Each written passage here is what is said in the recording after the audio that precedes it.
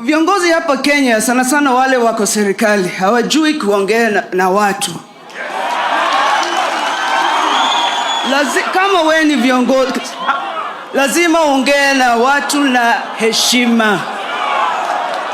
Si kila saa unakuja mbele yetu unasema nitakutisha, wewe nitakumaliza, wewe utaniona, nyinyi mtajua.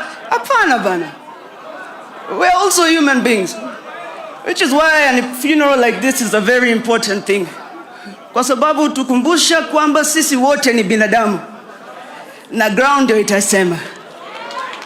You have to pick where you are standing and you have to come out strong.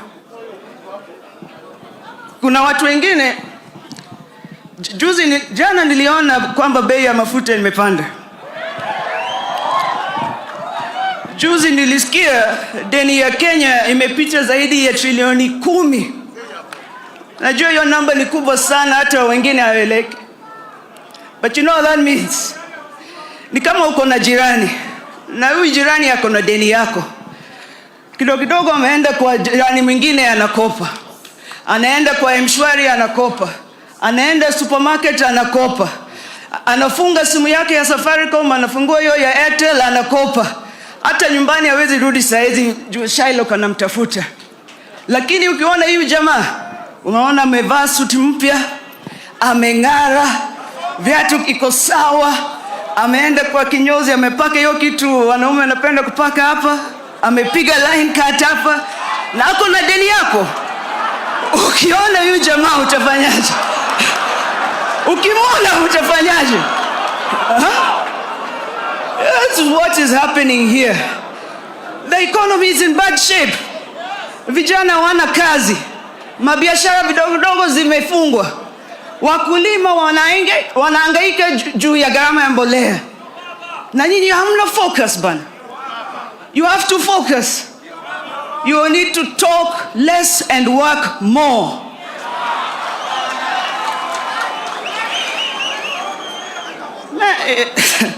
Asante sana.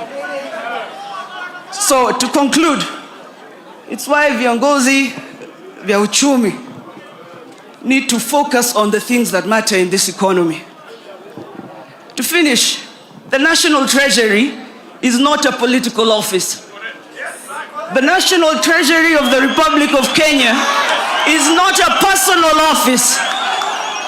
The National Treasury of the economy of the largest economy in East and Central Africa is not a platform for you to abuse us and talk to us however you want. That is where we carry our economy. Kazi ya hiyo ofisi, unajua kazi ya hiyo ofisi ni kulinda how would you say it? Ni kulinda thamani ya pesa ya wananchi. Who said wajaluo wajui Swahili? Umesikia? That is the work of that office. And therefore, as public servants, I think we need to take a little step in how we treat each other, how we talk to people. We need to pay more attention to the people on the ground. We need to listen to them. And with that, I'm leaving now. Sorry if you want a ride still. But asanteni sana. Mungu awabariki na Mungu aweke roho ya mama yetu mpendwa mahali pema peponi. Asanteni sana.